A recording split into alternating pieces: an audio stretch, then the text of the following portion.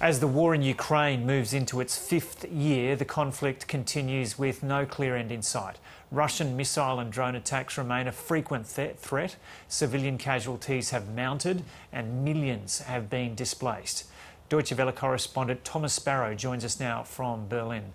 Thomas, g'day. So how has Europe and especially the EU marked the fourth anniversary of the war? Especially with a lot of symbolism, with some European leaders attending a ceremony in Kiev with Ukrainian President Zelensky and others gathering virtually. But it's beyond the symbolism. European leaders have also stressed their commitment towards Ukraine, a commitment that began after the war started in 2022 and that has continued since. In other words, European leaders stressing that that support will continue. It's support that is political, that is economic, that is also militarily, and that's in the specific case of Germany, also includes helping a large amount of refugees that came from Ukraine to Europe after the war began.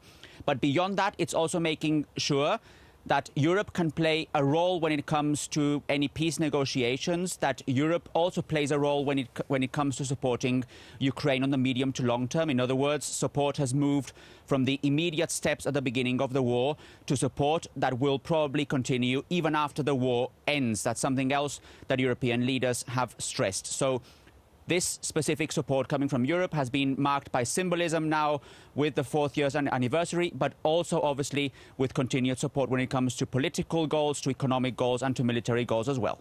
Well, what are the key challenges for Europe as it continues to support Ukraine? One specific challenge is fatigue in several European countries. Now, support still continues to be high in many European countries when it comes to helping Ukraine.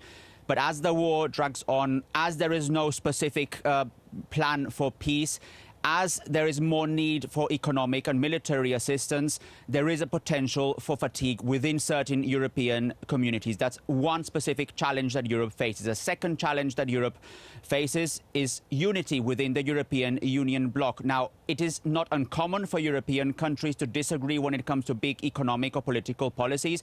But in this particular case, European leaders have recognized that one country in particular, Hungary, has stopped or has prevented Europe from helping Ukraine in more terms, so economic assistance packages, for example, or military assistance packages. That's also something that's been under discussion.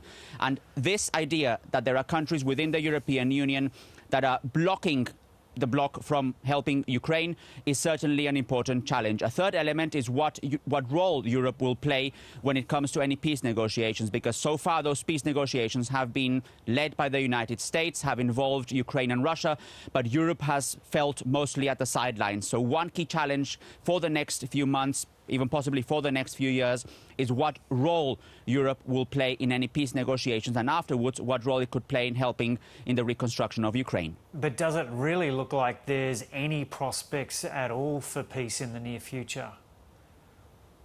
From a European perspective, not necessarily. There are discussions taking place, specifically brokered by the United States. But from a European perspective, they haven't shown any concrete results. And from a European perspective, it's also relevant to understand that Europe wants a just and lasting peace, a peace that is anchored within the UN Charter. And what that specifically means is that the European Union still believes that no borders can be moved by force. In other words, Russia's idea that it can maybe annex parts of Ukraine is something that Europe will not want to accept. However, this is something that has to be discussed also more broadly with the United States, and the United States with Russia and Ukraine as part of those peace negotiations.